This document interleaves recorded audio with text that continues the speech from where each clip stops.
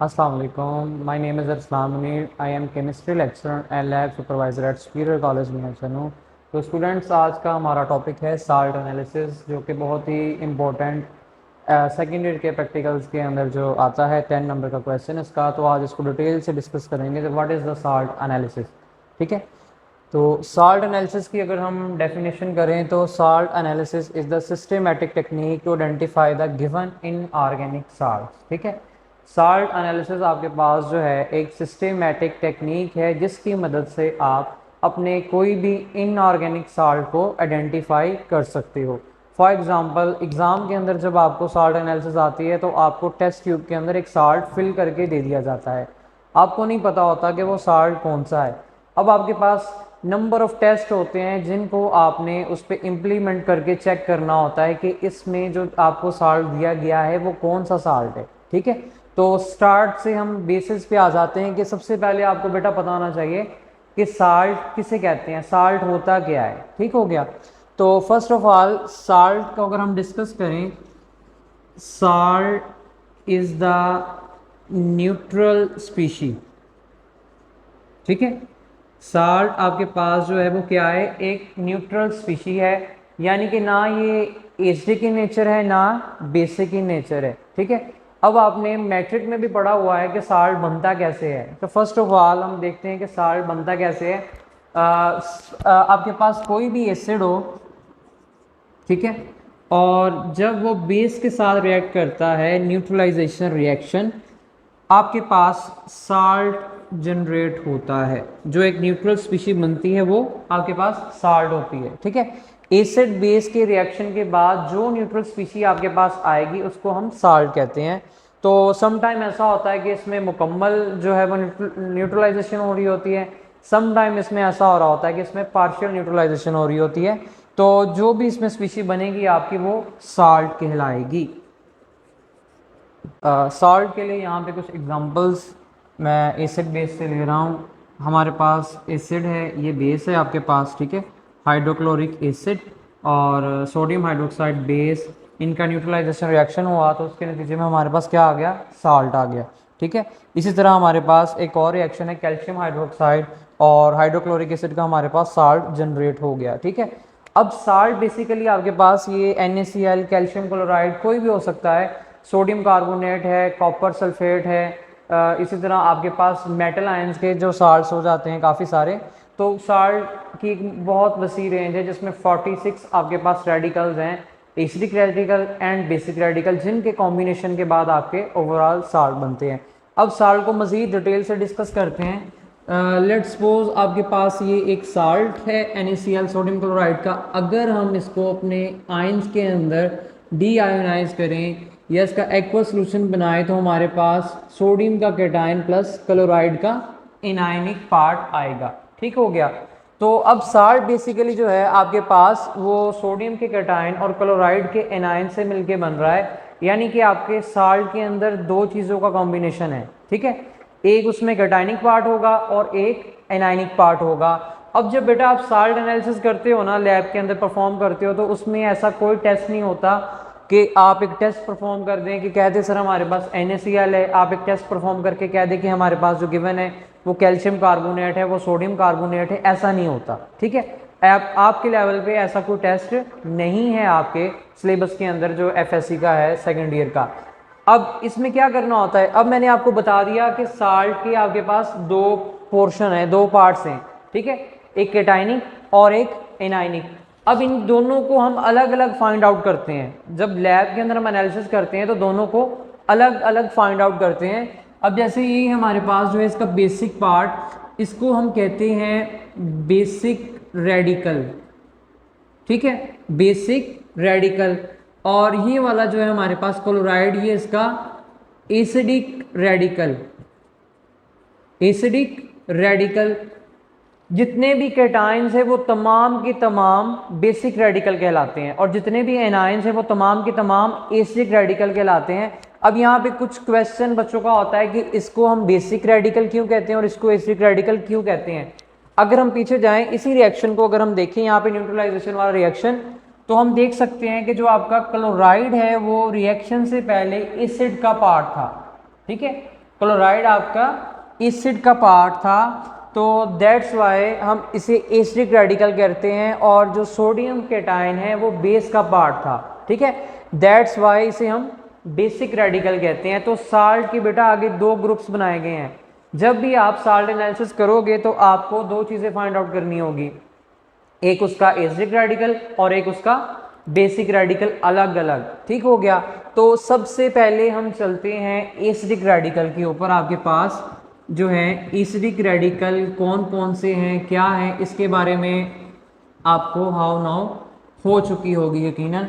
Acidic radical salt के अंदर आपका एनाइनिक पार्ट वो एसिडिक रेडिकल कहलाता है, क्लियर। अब जब हम ढूंढने जाते हैं ना तो एसिडिक रेडिकल की आपके पास एक वसी रेंज होती है। आपके पास 14 रेडिकल होते हैं एसिडिक, जो आपके सिलेबस के अंदर आ सकते हैं, और जो यानी कि आपको जब टेस्ट ट्यूब में दिया जाएगा साल, तो उन 14 में से कोई भी हो सकता है जो आपके सिलेबस में शामिल है, ठीक है। तो एसिडिक रेडिकल को ना बेटा आगे मजीद 3 ग्रुप्स में डिवाइडेड किया गया है, मजीद 3 ग्रुप्स में डिवाइडेड किया गया। 3 ग्रुप्स में किस तरह डिवाइड किया गया है, उन ग्रुप्स के हमने जो है वो नाम, ठीक है, याद रखने हैं, और उनकी तरतीब, ठीक हो गया।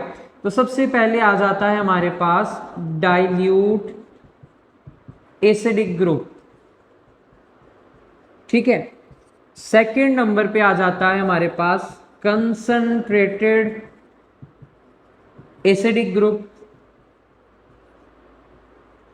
और तीसरे नंबर पे हमारे पास आ जाता है स्पेशल ग्रुप, आ जाता है जी स्पेशल ग्रुप।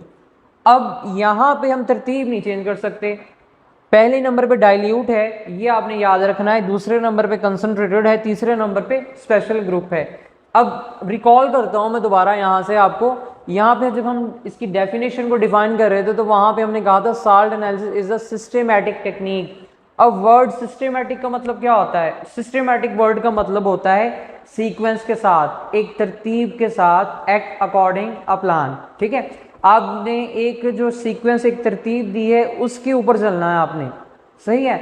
यानी कि जब आपके पास बेटा साल्ट दिया जाएगा आपको, और आप उसमें से सबसे पहले फाइंड आउट करना चाहते हो एसिडिक रेडिकल, और आप एसिडिक रेडिकल जब फाइंड आउट करना चाहते हो तो सबसे पहले आप डाइल्यूट एसिडिक ग्रुप में देखोगे, इसके जो मेंबर्स हैं उनको चेक करोगे कि क्या वो रेडिकल इसमें से तो नहीं है। उसके बाद फिर आप जाओगे कंसंट्रेटेड एसिडिक ग्रुप में, क्या इसमें से रेडिकल तो नहीं है। उसके बाद आप जाओगे स्पेशल ग्रुप में। आप ऐसा नहीं कर सकते कि पहले स्पेशल ग्रुप के चेक कर लें या पहले इसके चेक कर लें, दैट्स रॉन्ग, ठीक है। आपका जो है वो सही रिजल्ट नहीं आएगा। आपने इस तरतीब को जो है वो कायम रखना है, पहले पे डाइल्यूट, दूसरे पे कंसंट्रेटेड, तीसरे पे स्पेशल ग्रुप। तो इस तरतीब को नहीं आपने खराब करना। यहाँ पे जो है इसमें वर्ड सिस्टेमैटिक का मतलब ही यही है, एक सीक्वेंस के साथ जाना है आपने, क्लियर हो गया। अब हम यहाँ पे इसकी डिस्कस करते हैं मजीद इनके ग्रुप्स के मेंबर। पहले हम डाइल्यूट एसिडिक ग्रुप से स्टार्ट करते हैं। जैसे आपके क्लास के बेटा सेक्शंस होते हैं, आपको अंडरस्टैंड करवाने के लिए आपको पता होता है कि आपकी क्लास में कौन से स्टूडेंट्स हैं, ठीक है। हम जैसे यहाँ पे कोई भी नाम दे देते हैं, MD ग्रीन दे देते हैं या MG ब्लू दे देते हैं। तो इसमें ये होता है कि आपके पास आपको पता होता है कि इस क्लास के अंदर कितने स्टूडेंट्स हैं और कौन कौन से स्टूडेंट्स हैं, ठीक है। इसी तरह आपके पास डाइल्यूट एसिडिक ग्रुप में आपने याद रखना है कि आपके पास कौन कौन से जो हैं इसके अंदर रेडिकल्स आएंगे और उनकी तादाद कितनी है, सारी चीज़ें याद रखनी है। तो यहाँ से हम डिटेल से डिस्कस करते हैं। तो आ जाते हैं हम अपने पहले ग्रुप के ऊपर, ठीक है, डाइल्यूट एसिडिक ग्रुप, ठीक है। अब इस ग्रुप में कौन कौन से रेडिकल हैं, ठीक है। इसका डाइल्यूट एसिडिक ग्रुप नाम क्यों पड़ा उस पर भी चलते हैं, लेकिन पहले हम रेडिकल्स को यहाँ पे मेंशन कर देते हैं, ठीक है। तो बेटा सबसे पहले इसमें आ जाता है आपके पास कार्बोनेट, दूसरा बाइकार्बोनेट, सल्फाइड, सल्फाइड, ठीक है, SO3-2 सल्फाइड। उसके बाद आ जाता है आपके पास थायोसल्फेट, H2O3-2 थायोसल्फेट। उसके बाद आपका आ जाता है नाइट्राइट, ठीक है। मैं इसके आगे मेंशन भी कर देता हूं, carbonate, bicarbonate, sulphide, sulphide, PHITE fight, thiosulphate, thiosulphate, और उसके बाद आ जाता है हमारे पास नाइट्राइट। ठीक है, इसको ख्याल से अक्सर बच्चे यहाँ पे इसको नाइट्रेट बना देते हैं। नाइट्राइट और नाइट्रेट में फ़र्क है। नाइट्राइट में आपके पास NO2, ठीक है, नाइट्रेट में NO3 होता है। अब ये रेडिकल्स आपको याद होने चाहिए। इसके के डाइल्यूट एसिडिक ग्रुप के अंदर जो हैं जितने भी रेडिकल्स हैं, कितनी तादाद इनकी 6 है टोटल। ठीक है, कौन कौन से हैं? Carbonate, bicarbonate, sulphide, sulphide, thiosulphate and nitrite. ये रेडिकल्स इनकी जो है वो आपको सिंबल्स, इनकी वैलेंसी, ये बिल्कुल एग्जैक्ट आपको याद होनी चाहिए। ठीक है, इसमें मिस्टेक नहीं आप कर सकते जब आप साल्ट एनालिसिस में इसको लिखोगे अपने पेपर के अंदर। ठीक हो गया, तो ये बेटा आपके पास है डाइल्यूट एसिडिक ग्रुप के रेडिकल्स। ठीक है, नेक्स्ट चलते हैं हम कि डाइल्यूट एसिडिक ग्रुप जो है इसका नाम क्यों डाइल्यूट दिया जाता है। अब बेटा देखें, ये जितने भी तमाम रेडिकल्स हैं ना, इनको टेस्ट करने के लिए ना हम डाइल्यूट सल्फ्यूरिक एसिड का यूज़ करते हैं या डाइल्यूट एसिड्स का यूज़ करते हैं, जिससे हम इनको टेस्ट कर सकते हैं तमाम रेडिकल्स को। वो उसके साथ क्या देते हैं, वो रिजल्ट देते हैं। ठीक है, अच्छा, अब हम बात कर रहे थे कि आपको साल्ट दे दिया जाता है तो आप उसको लैब के अंदर टेस्ट करते हो, टेस्ट से परफॉर्म करके बताते हो कि आपके पास उसमें एसिडिक कौन सा है, बेसिक रेडिकल कौन सा है। अब फर्स्ट ऑफ ऑल आप एसिडिक रेडिकल चेक करना चाहते हो। ठीक है, आपको ग्रुप्स का भी पता है, तो आप सबसे पहले स्टार्ट करोगे तरतीब के साथ डाइल्यूट एसिडिक ग्रुप में से। ठीक है, अब आपने स्टार्ट करना है। तो अब बेटा देखिए, जैसे हमने कहा था सिस्टमेटिक, तो इसका मतलब इस ग्रुप को टेस्ट करने के लिए कोई एक स्पेसिफिक टेस्ट होगा। ठीक है, जिससे हम इस ग्रुप को टेस्ट करेंगे। तो इसके लिए बेटा आपके पास डाइल्यूट एसिडिक ग्रुप का एक ग्रुप रिजेंट होगा। क्या होगा? इसका एक ग्रुप रिजेंट होगा। ग्रुप रिजेंट क्या काम करता है आपके पास?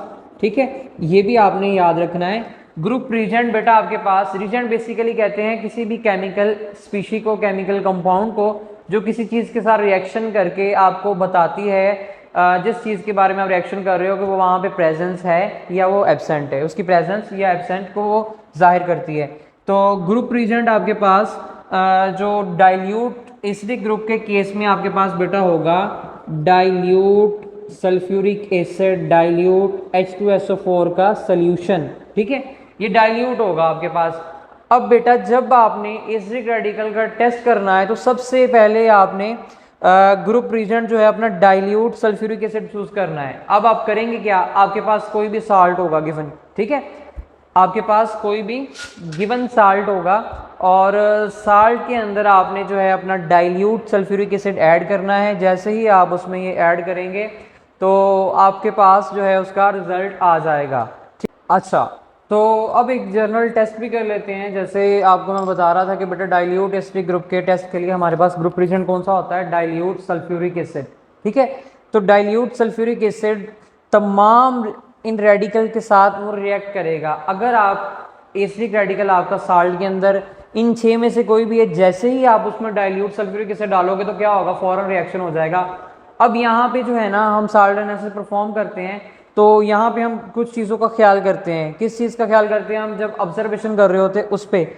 अब जैसे ही आप सल्फ्यूरिक एसिड डालोगे ना तो आपका टेस्ट रिजल्ट दो उसकी पॉसिबिलिटी है, यानी कि या तो वो यस करेगा कि आपका रेडिकल इनमें से कोई है, या वो नो करेगा।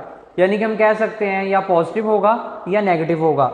ठीक है, अब पॉजिटिव रिजल्ट किस केस में होगा, उसमें क्या ऑब्जर्वेशन हो सकती है, ये आपने याद रखना है।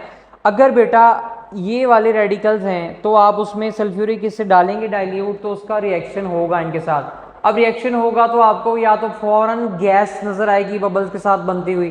ठीक है, या फिर आपके पास जो है जो आपके पास साल्ट का कंटेंट होगा उसका कलर चेंज हो जाएगा यहाँ पे। ठीक है, ये पॉजिटिव रिजल्ट की इंडिकेशन है। या तो इसमें से क्या बनेगी? फौरन गैस, या यहाँ पे जो इसका कंटेंट है जो आपको नजर आ रहा है वाइट या जो भी कलर का हो सकता है आपका, तो उसका कलर चेंज हो जाएगा आपके ग्रुप रिएजेंट को ऐड करते ही।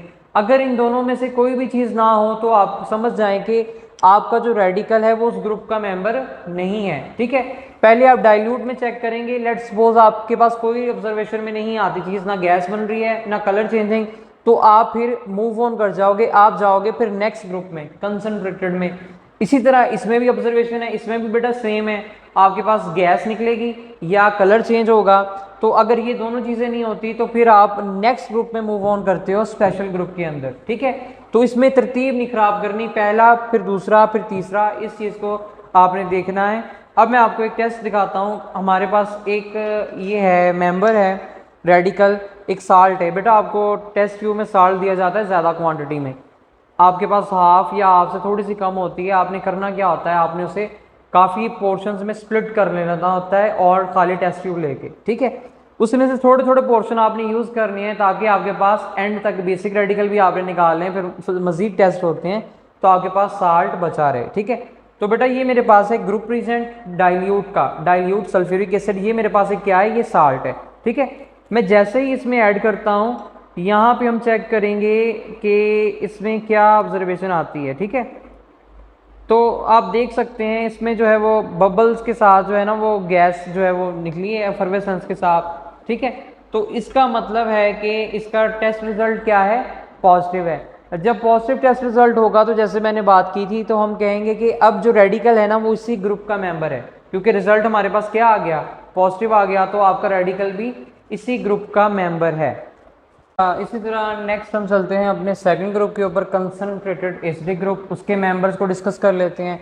सबसे पहले इसमें आ जाता है आपके पास क्लोराइड, फिर bromide, iodide, acetate, oxalate and nitrate. ये इसके आपके पास जो है ये 6 मेंबर हैं, chloride, bromide, iodide, acetate, oxalate and nitrate.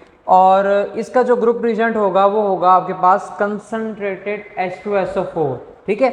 इसके अंदर जो आपने रिजेंट ऐड करना है वो कंसनट्रेटेड H2SO4 आप ऐड करेंगे। और इसमें आप इसके अलावा जो है कंसनट्रेटेड और एसिड्स भी यूज़ कर सकते हैं। इसमें आपके पास बिल्कुल वैसे ही ऑब्जर्वेशन आएगी जैसे ही अगर आप इसमें ऐड करते हो अपना ग्रुप रिजेंट, इनमें से कोई रेडिकल मौजूद हुआ तो आपको गैस निकलती हुई नज़र आएगी या उसका कलर चेंज होता हुआ नज़र आएगा। अगर नहीं होगा तो फिर आपके पास इसमें इस ग्रुप में से कोई मेंबर नहीं होगा। तो बेटा सबसे पहले फर्स्ट ऑफ ऑल हम गए एसिडिक रेडिकल के पहले ग्रुप के अंदर, डाइल्यूट एसिडिक, सबसे पहले हमने उसको चेक किया। अगर उसमें से निकल आया तो वेल एंड गुड, हम वहीं पे हमारी जो है एनालिसिस खत्म हो जाएगी, हमने आगे बस वो रेडिकल ढूंढना है कौन सा है, ठीक है। अगर वहां पे नहीं मिलता फिर हम चले गए सेकंड में। सेकंड में हमने चेक किया, सेकंड में आपके पास क्लोराइड, ब्रोमाइड जो इसके मेंबर है 6, क्या इनमें से कोई रेडिकल है। अगर इनमें से भी नहीं मिलता तो फिर आपका जो रेडिकल होता है वो अंडरस्टूड होता है कि वो आपका थर्ड ग्रुप में से होता है, जिसको हम कहते हैं स्पेशल ग्रुप, ठीक है। स्पेशल ग्रुप इसे क्यों कहा जाता है, क्योंकि बेटा इसका ग्रुप रीजेंट कोई एसिड नहीं होता है, इसका स्पेशल रीजेंट होता है, तो दैट्स वाई इसका जो नाम है इसे स्पेशल ग्रुप कहा जाता है। इसके बेटा 2 ही मेंबर्स हैं, सल्फेट एंड फॉस्फेट, ठीक है। और इसका ग्रुप रिजेंट जो है वो आपके पास क्या है, बेरियम क्लोराइड का सोल्यूशन, ठीक है। बेरियम क्लोराइड के सोल्यूशन से आपने इनका टेस्ट करना होता है। तो जब आपके पास ये पहला ग्रुप एब्सेंट, दूसरा एब्सेंट, फिर उसके बाद तीसरे पे जाते हैं तो आप अपना जो है उसमें ये वाला बेरियम क्लोराइड का सोल्यूशन डालते हो। अब एक चीज़ यहाँ पे नोटिस करनी है आपने, जब आपने पहला टेस्ट कर दिया तो जितना आपने साल्ट यूज़ किया था ना बेटा वो अब ख़त्म हो गया, वो आप दोबारा नहीं यूज़ करेंगे जो पहले टेस्ट में हो गया। आप दोबारा से थोड़ा सा साल्ट लोगे नई क्वांटिटी में, आप सेकंड ग्रुप के लिए टेस्ट करोगे, ठीक है। अगर रिजल्ट आ गया ठीक है, वेल एंड गुड। अगर ना भी आया, अगर आ भी गया तब भी ख़त्म है, अगर ना भी आया वो तब भी ख़त्म है। अगले ग्रुप के लिए जाने के लिए आपको फिर नया साल्ट लेना पड़ेगा और उससे आपने इनका टेस्ट करना होगा इस ग्रुप का, ठीक है। तो इस वजह से आपको पहले भी मैंने स्टार्ट में बताया कि आपने साल्ट को मल्टीपल पोर्शंस में जो है वो 4-5 टेस्ट ट्यूब्स में कर लेना है, ताकि आप उसको जो है थोड़ी थोड़ी क्वांटिटी में यूज़ करो, आपके तमाम टेस्ट जो हैं वो उससे हो जाए, ठीक है। अच्छा, अब बात यहाँ पे आती है कि सबसे पहले जैसे हम बेटा करते हैं अपना एसिडिक ग्रुप का, डाइल्यूट एसिडिक ग्रुप का टेस्ट करते हैं, तो मैंने आपको कहा कि ऑब्जर्वेशन में आपको गैस आएगी या कलर चेंज होगा, ठीक है। अब वो तो हो गया, कोई गैस आ गई, कलर चेंज हो गया, वट एवर। अब हमें पता कैसे चलेगा कि जो 6 रेडिकल्स हैं उसमें पहले ग्रुप में उनमें से कौन सा रेडिकल है। तो इसके लिए एक मैं यहाँ पे शॉर्ट स्कीम लिख देता हूँ, वो आप लोगों ने जो है ना उसको समझना है और उसको याद करना है। हमारे पास एक स्कीम है जिसको आपने याद करना है और आपको आसानी हो जाएगी कि स्कीम के ज़रिए आपने जब उसको फाइंड आउट करना है आपके लिए आसान हो जाएगा कि कौन सा रेडिकल है, ठीक है।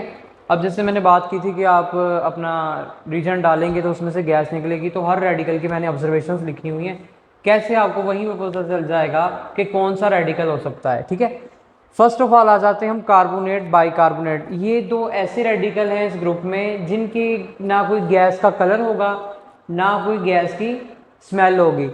इसमें जैसे ही आप ग्रुप रीजन डालोगे तो इसमें से फौरन बेटा गैस निकलेगी, कौन सी, colourless odourless gas evolve with अफर्वेसेंस। अफर्वेसेंस क्या होता है, बबल्स के साथ। जैसे आप कोई भी जो है कार्बोनेटेड ड्रिंक है, सॉफ्ट ड्रिंक्स, उसके अंदर आप नमक डाल दिए तो फौरन से उसमें बबल से गैस बाहर आती है, तो इस प्रोसेस को अफर्वेसेंस कहते हैं। ठीक है, जैसे ही आप उसमें डालोगे गैस निकलेगी अफर्वेसेंस के साथ, और उस गैस का ना कोई कलर होगा ना कोई उसकी स्मेल होगी। उस गैस को आप पास करवाओगे किससे, लाइम वाटर से। किससे करवाओगे, लाइम वाटर। अब लाइम वाटर क्या होता है, लाइम वाटर बेसिकली आपके पास जो होता है वो कैल्शियम हाइड्रोक्साइड होता है। क्या होता है, कैल्शियम हाइड्रोक्साइड होता है। अब लाइम वाटर में से जैसे ही इस गैस को आप पास करवाओगे तो आपका लाइम वाटर टर्न्स मिल्की। अब देखें, अब आप इसमें अपना जो है वो रीजन डाल रहे हो, तो अब इनको अगर गौर किया जाए तो इनमें से कौन सी गैस इवॉल्व होगी, कार्बन डाइऑक्साइड। कार्बोनेट या बाइकार्बोनेट दोनों में से कार्बन डाइऑक्साइड जनरेट होगी, और कार्बन डाइऑक्साइड का ना कोई कलर होता है ना कोई स्मेल होती है। अब जैसे ही कार्बन डाइऑक्साइड गैस जो इसमें से बन रही है आप उसको कैल्शियम हाइड्रोक्साइड के पानी से उसको पास करवाओगे तो क्या होगा कि वहाँ पे बेटा कैल्शियम कार्बोनेट की जो प्रोडक्शन होनी स्टार्ट हो जाएगी। जैसे ही कैल्शियम कार्बोनेट वहाँ पे बनना शुरू होगा तो वहाँ पे आपको जो लाइम वाटर ना वो दूधिया सा होता हुआ दिखाई देगा। ठीक है, तो इनको आइडेंटिफाई करने का जो है वो ये तरीका होता है कि फर्स्ट ऑफ ऑल आप इसकी जो है वो, जब आपको ना इसका कोई स्मेल आएगा ना इसका कलर आएगा तो आप समझ लें कि आपके पास कार्बोनेट या बाइकार्बोनेट होंगे। फिर आप उस गैस को लाइम वाटर से जो है गुजार लो तो आपको कंफर्म हो जाएगा कि इन दोनों रेडिकल में से कोई एक रेडिकल है। क्लियर हो गया।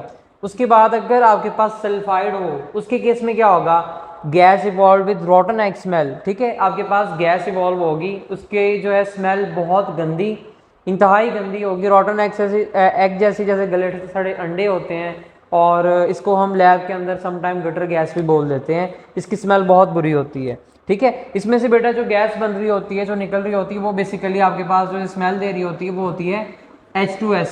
ठीक है, H2S गैस हो रही होती है निकल रही, जिसकी स्मेल आ रही होती है। अब जब आपको रोटोनेक स्मेल आ गई, ये गंदी सी स्मेल आ गई, तो आपको पता चल गया कि आपके पास सल्फाइड। अब उसको आइडेंटिफिकेशन के लिए, उसकी इंडिकेशन के लिए आप क्या करेंगे, आप एक पेपर जो होगा लेड एसीटेट का पेपर उस गैस के ऊपर लेके जाएंगे। जैसे ही लेड एसीटेट का पेपर उस गैस के ऊपर जाएगा, जो टेस्ट ट्यूब से बाहर आ रही होगी, वो क्या होगा, पेपर फौरन से ब्लैक हो जाएगा। पेपर टर्न्स ब्लैक क्यों, क्योंकि वहां पे बेटा लेड सल्फाइड की जो है वो प्रोडक्शन बननी शुरू हो जाएगी। ठीक है, लेड एसीटेट और H2S का अगर हम रिएक्शन करवाएं तो लेड सल्फाइड बनेगा आपके पास यहाँ पे, और लेड सल्फाइड आपका जो होता है वो ब्लैक कलर का होता है। और इसी तरह अगर आपके पास सल्फाइड है SO3-2, इसमें ग्रुप रिएजेंट ऐड किया, इसमें से भी गैस निकलेगी, और उसकी स्मेल कैसी होगी, सल्फर बर्निंग। अब सल्फर बर्निंग कैसे होती है, जैसे हम मैच बॉक्स जो होता है इसको जलाते हैं तो उसका जो धुआं होता है माचिस का, उसकी जो स्मेल होती है वो बिल्कुल सल्फर बर्निंग जैसी होती है। पटाखे, ठीक है, आतिशबाजी जो करते हैं उसकी स्मेल भी, जो वो धुआं होता है वो भी बिल्कुल, यानी कि कह लो कि वो सल्फर बर्निंग वाली स्मेल, वही स्मेल आपको इसमें से आएगी। अब ये स्मेल आ रही है आपको, आप इसको इंडिकेट करने के लिए जो है ना क्या करेंगे, आप इसके ऊपर पोटाशियम डाइक्रोमेट का पेपर लेके जाओगे। पोटाशियम डाइक्रोमेट का पेपर जैसे ही आप इसकी गैस पे लेके जाओगे, वो आपके देखते देखते जो है ना वो ग्रीन कलर का जो है वो हो जाएगा। उसका कलर क्या हो जाएगा, ग्रीन हो जाएगा। जैसे ही ग्रीन हो जाए तो आप समझ लें कि आपके पास सल्फाइड है। इसी तरह थायोसल्फेट, अगर थायोसल्फेट होगा ना तो आपने ग्रुप रिएजेंट ये सेम ही है इसका तमाम का, डाइल्यूट सल्फ्यूरिक एसिड। इसमें आप अपना रिएजेंट डालोगे तो इसमें से गैस निकलती है, लेकिन गैस बहुत कम निकल रही होती है। ठीक है, इसमें से आपके पास जो है ना गैस बहुत कम मिकदार में निकलेगी। आप क्या करेंगे, आप इस पे ऑब्जर्वेशन अगर आप करें तो आप देखेंगे चंद ही सेकंड बाद जो आपका साल्ट था थायोसल्फेट का, उसका कलर येलो होना स्टार्ट हो जाएगा। उसका कलर येलो होना स्टार्ट हो जाएगा। अब येलो क्यों होता है, अब येलो इसलिए होता है क्योंकि उसमें एलिमेंटल सल्फर की प्रोडक्शन शुरू हो जाती है। दैट्स वाई आपको जो है उसका कंटेंट येलो होना शुरू हो जाता दिखाई देगा। अच्छा बेटा, आपके पास सल्फाइड, इसमें सल्फर डाइऑक्साइड गैस बनती है। आपके पास थायोसल्फेट, इसमें भी यही गैस बनती है, ठीक है। इसमें गैस वाज़े होती है, इसमें गैस तो होती है लेकिन बहुत कम क्वांटिटी में, जो आपको इतनी ज़्यादा प्रॉपर नज़र नहीं आती। अब टेस्ट ट्यूब में जो कंटेंट है वो येलो हो गया, ठीक है। आप समझ लें कि आपके पास क्या है, आपके पास जो है वो थायोसल्फेट है। इसके अंदर आप पोटाशियम डाइक्रोमेट का सोल्यूशन ऐड करें। जैसे ही आप सोल्यूशन ऐड करेंगे तो आप देखेंगे कि सोल्यूशन का कलर क्या हो जाएगा, ग्रीन हो जाएगा। तो आप वहाँ पे समझ लें कि आपके पास जो रेडिकल दिया गया है वो है थायोसल्फेट का। अब इसी तरह आ जाते हैं हम नाइट्राइट के ऊपर, ठीक है। तो नाइट्राइट में आपके पास जो है, जैसे ही आप इसमें ग्रुप रिएजेंट ऐड करोगे तो इसमें आपके पास रेडिश ब्राउन फ्यूम्स निकलेंगे। क्या निकलेंगे? रेडिश ब्राउन फ्यूम्स, यानी कि इसकी गैस का कलर है, ये वाहद रेडिकल है इसके अंदर, डाइल्यूट के अंदर, जिसकी गैस का कलर है। बाकी जितने तमाम रेडिकल्स है किसी की गैस का कलर नहीं है। तो ये एक रेडिकल है जिसकी गैस का कलर है, किस तरह का है, reddish brown, dark red brown सा कलर होता है इसका, फौरन पता चल जाता है इसका। जैसे ही आप इसमें रिजल्ट डालेंगे तो फौरन से रेडिश ब्राउन कलर के फ्यूम्स जो है ना वो इसमें से निकलेंगे, और इसकी स्मेल पंजेंट होती है और ये पॉइजनस होते हैं, इसकी स्मेल हम नहीं करते। तो आप फौरन वहाँ पे समझ जाएंगे कि ये जो है आपके पास नाइट्राइट है। चलते हैं हम नेक्स्ट अपने कंसनट्रेटेड एसिड ग्रुप की तरफ। अब इसमें आपको क्या ऑब्जर्वेशंस आएंगी जिसके ऊपर आपने जो है ना अपने रेडिकल को आइडेंटिफाई करना है कि आपके पास कंसनट्रेटेड में से कौन सा रेडिकल है। तो सबसे पहले हम क्लोराइड के केस में देख लेते हैं। जैसे ही आप इसमें अपना ग्रुप रिएजेंट ऐड करेंगे कंसनट्रेटेड सल्फ्यूरिक एसिड, तो इसमें से कलरलेस गैस इवॉल्व होगी जिसकी पंजेंट स्मेल होगी, पंजेंट मतलब चुभने वाली स्मेल होगी। और जैसे ही आप इस गैस के ऊपर अमोनिया या अमोनियम हाइड्रोक्साइड के सोल्यूशन के अंदर एक ग्लास रॉड डिप करके लेके जाओगे तो वहाँ पे डेंस वाइट फ्यूम्स बनेंगे, ठीक है। अब यहाँ पे देखें, यहाँ पे आपके पास जो है ना ये क्लोराइड है, तो इससे जो गैस जनरेट होगी तो इसमें से HCl गैस निकल रही होती है। HCl गैस अमोनिया या अमोनियम हाइड्रोक्साइड के साथ रिएक्शन करके अमोनियम क्लोराइड बनाती है, जिस वजह से हमें वहाँ पे वाइट डेंस फ्यूम्स नज़र आते हैं। क्लियर हो गया? तो इसकी गैस कलरलेस पंजेंट होगी, और इसके ऊपर जैसे ही आप अमोनिया में रॉड डिप करके ले जाओगे तो वहाँ पे वाइट डेंस फ्यूम्स इसके ऊपर आपको दिखाई देंगे। अगला रेडिकल ब्रोमाइड। अगर आपके पास ब्रोमाइड हुआ तब क्या होगा? जैसे ही आप इसमें रिएजेंट ऐड करेंगे तो आपके पास रेडिश ब्राउन फ्यूम्स इवॉल्व, यानी कि रेडिश ब्राउन से फ्यूम इवॉल्व हो गए। साथ ही जो है ना आपके टेस्ट ट्यूब के अंदर जो साल्ट होगा, कंटेंट होगा, उसका कलर भी चेंज हो जाएगा, वो येलोइश ब्राउन सा हो जाएगा, ठीक है। अब इसको टेस्ट करने के लिए आप क्या करते हैं, आप स्टार्च पेपर इसके ऊपर लेके जाते हैं। जैसे ही स्टार्च पेपर आप इसके ऊपर लेके जाते हैं तो वो क्या हो जाता है, वो येलो हो जाता है, ठीक हो गया। उसके बाद आ जाता है आपका आयोडाइड। आयोडाइड होगा तो आप ग्रुप रिएजेंट ऐड करें तो उसमें से वायलेट वेपर्स जो हैं वो उसमें प्रोड्यूस होते हैं। वायलेट यानी कि वायलेट पर्पल से कलर के वेपर्स उसमें से बड़े वाज़े निकलते हैं। और जैसे ही आप इसके ऊपर अपना स्टार्च पेपर लेके जाओगे तो क्या होगा, वो स्टार्च पेपर ब्लू हो जाएगा आपका। एसीटेट के केस में आपके पास रिएजेंट ऐड करते ही कलरलेस गैस इवॉल्व होगी और उसकी स्मेल कैसी होगी, विनेगर लाइक, ठीक है, सिरके की तरह की उसकी स्मेल होगी आपके पास। ओके। ऑक्सालेट, अगर आपके पास ऑक्सालेट है तो आपके पास कलरलेस ऑडरलेस गैस इवॉल्व होगी। अब इसमें ना गैस का कोई वो स्मेल है ना इसका कोई कलर है, ठीक है। तो अब ये देख लें, आपके पास ऑक्सालेट इसमें वाहद गैस है जिसका आपको जो है वो स्मेल या कलर दोनों के अंदर नहीं है, ठीक है। बाकी जो गैस है अगर उसका कलर नहीं है तो उसकी स्मेल है। ऑक्सालेट में दोनों चीज़ें एब्सेंट हैं। तो इसमें जिसमें से ये गैस इवॉल्व हो रही होगी तो आपने उसको क्या करना है, उस टेस्ट ट्यूब के ऊपर आपने फ्लेम लेके जाना है जलता हुआ। जैसे ही आप फ्लेम लेके जाएंगे तो अगर ऑक्सालेट हुआ तो उसमें से जो गैस निकल रही होती है ना तो वो ब्लू कलर की फ्लेम से जलती है, हल्के फेंट ब्लू कलर के साथ उसके ऊपर आग लग जाती है टेस्ट ट्यूब के माउथ से, ठीक है। वो क्यों लगती है कि ऑक्सालेट में जब हम अपना रिएजेंट डालते हैं तो वहां पे बनती है कार्बन मोनोऑक्साइड, ठीक है, कार्बन मोनोऑक्साइड बनती है वहां पे CO, ठीक हो गया। अब कार्बन मोनोऑक्साइड जो है वो ब्लू फ्लेम के साथ जलती है, ठीक हो गया। तो ये आपके पास ऑक्सालेट को आइडेंटिफाई करने का तरीका। अगर आपके पास हुआ नाइट्रेट, नाइट्रेट में बेटा आपके पास रेडिश ब्राउन फ्यूम्स निकलेंगे फ़ौरन से, और जो है आपके FeSO4 फेरस सल्फेट के सोल्यूशन को क्या कर देते हैं, ब्लू कर देते हैं। जैसे ही आप रेडिश ब्राउन फ्यूम्स देखें तो आप जो है FeSO4 सोल्यूशन में से उसको पास आउट करवाएं। जैसे ही आप पास करवाएंगे तो आपका जो सोल्यूशन है वो क्या हो जाएगा, वो आपके पास ब्लू कलर का हो जाएगा। नेक्स्ट आ जाते हैं हम अपने स्पेशल ग्रुप की तरफ। अब आपके पास पहला हो गया आपका डाइल्यूट ग्रुप हो गया, कंसनट्रेटेड ग्रुप हो गया। आप चेक करते हैं आ रहे आपके पास पहले डाइल्यूट में भी एब्सेंट हो गया, आप अगले ग्रुप का टेस्ट किया आपने, ठीक है, अगले ग्रुप पे गए आप, वो भी एब्सेंट हो गया, उसमें भी रिजल्ट नहीं निकला। फिर आप आ जाते हैं अपने थर्ड ग्रुप के ऊपर जो है स्पेशल ग्रुप।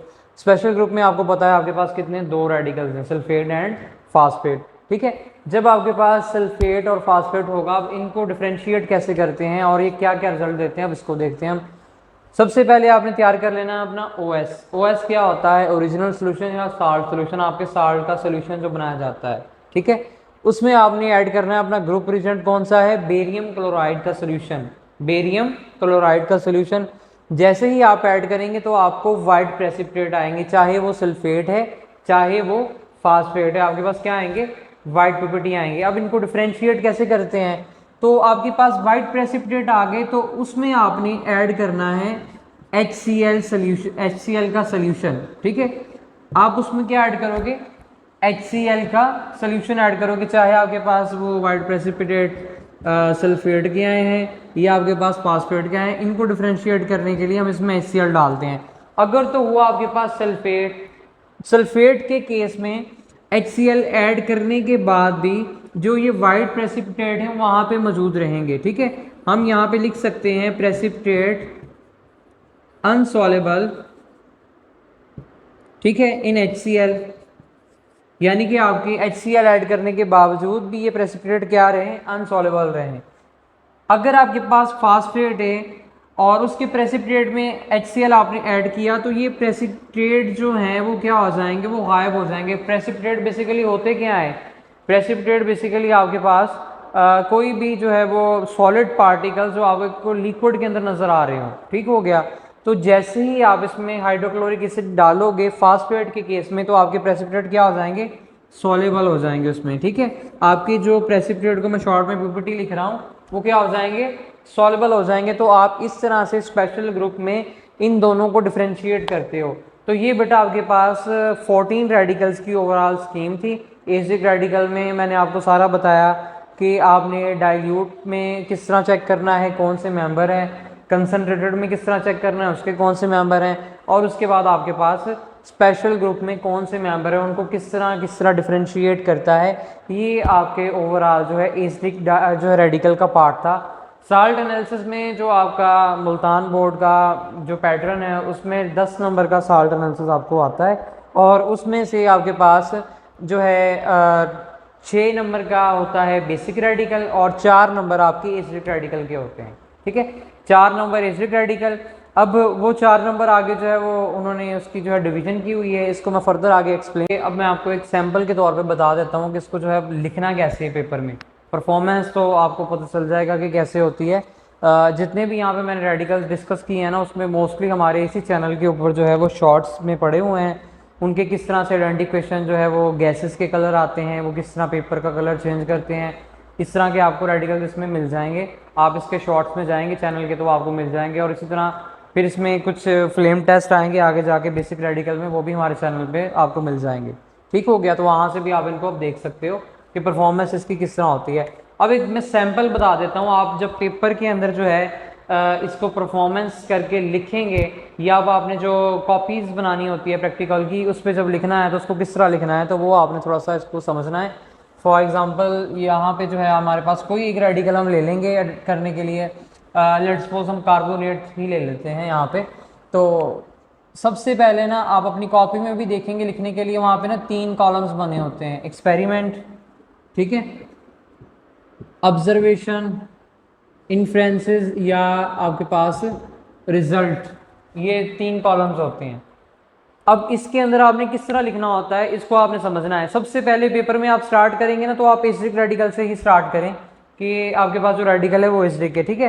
अब मैं आपको सैंपल के तौर पे कार्बोनेट का बताने जा रहा हूँ। तो सबसे पहले आप यहाँ पे नंबर 1 डाल के जो अपना लिखोगे, अब याद करें मैंने बताया था कि आपके पास रेडिकल कोई भी हो आप उस तरतीब के साथ चलोगे। तो सबसे पहले हम ढूंढेंगे किस में से, नंबर 1 ग्रुप के अंदर जो आपका कौन सा था, डाइल्यूट एसिडिक ग्रुप। तो यहाँ पे हम लिखेंगे अपना साल्ट प्लस यहाँ पे आपके पास जो है उसका ग्रुप रिएजेंट डाइल्यूट H2SO4 इसका सोल्यूशन, ठीक है, ये ऐड कर देंगे आपके पास।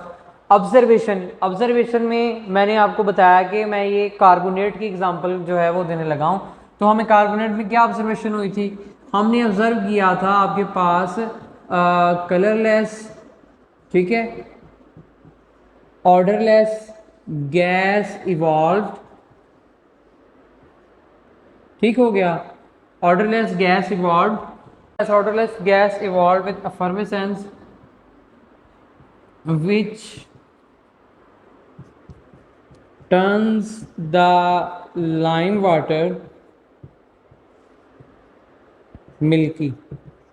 ये ऑब्जर्वेशन आप उसकी रिकॉर्ड करेंगे, आप खुद इसको ऑब्जर्व करेंगे, वो आपने यहाँ पे लिखा, ये प्रीवियस हम इस पे डिस्कस कर आए हैं आपके, ठीक है।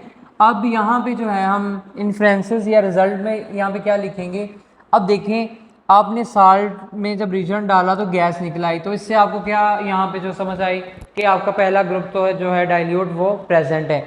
यहाँ पे आप सबसे पहले लिखेंगे dilute acidic group is present, ठीक है। यहाँ पे आप ब्रैकेट में जो है वो अपने रेडिकल्स लिखते हैं कौन कौन से हैं, ठीक है। आपके पास इसमें जो है वो कार्बोनेट, बाइकार्बोनेट, ठीक है, और इसके बाकी के रेडिकल्स ये आप इसमें ब्रैकेट के अंदर लिख दें, ठीक हो गया। अब आपने ये भी टेस्ट कर लिया इसका, इसको आपने लाइम वाटर से भी पास करवा लिया, तो लाइम वाटर क्या होगा, टर्न्स मिल्की। तो यहाँ से आपको ये भी प्रूव हो गया कि इसमें जो रेडिकल हो सकते हैं वो कौन कौन से हो सकते हैं, कार्बोनेट या बाइकार्बोनेट। तो यहाँ पे आप इसके नीचे ही लिख दें कार्बोनेट और bicarbonate may be present, may be present, ठीक हो गया। यहाँ पे आप ये आगे स्टेटमेंट अपनी लिख दे। अब इसके बाद हमने जो है ना इसमें ये हमारा यहाँ तक हो गया, हमें रेडिकल का पता चल गया। अब इस रेडिकल को आगे हमने मज़ीद कंफर्म करना होता है, इस रेडिकल को मज़ीद कंफर्म करना होता है कि ये जो है रेडिकल जो है ये वाकई इसमें जो कार्बोनेट बाइकार्बोनेट हमने निकाला है वो मौजूद भी है या नहीं है, इसको कंफर्म करके लिखना होता है। ये तो हो गया आपका इंडिकेशन तक हो गया, ठीक हो गया। नेक्स्ट आप अब इसके लिए जो इंडिकेशन टेस्ट जो है वो हम करने जा रहे हैं, और हम इंडिकेशन टेस्ट में सबसे पहले इसको डिफ्रेंशिएट करेंगे कि आपके पास कार्बोनेट और बाइकार्बोनेट इन दोनों में से कौन सा है।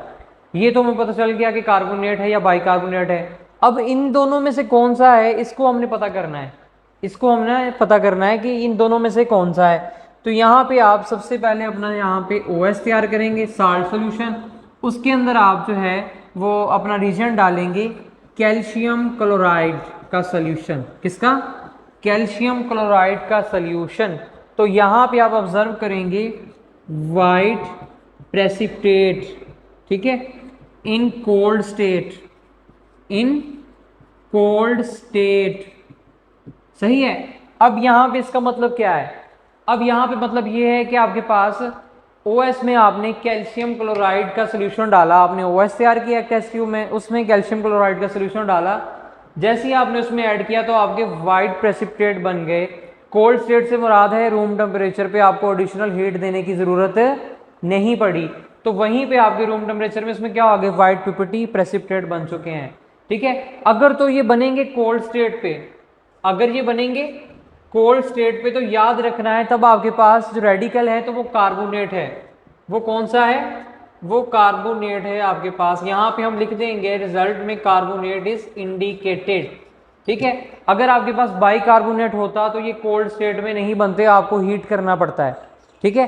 हीट करने से आपके पास वाइट प्रेसिपिटेट बनेंगे, ये डिफरेंस होता है, रीजेंट सेम, टेस्ट सेम।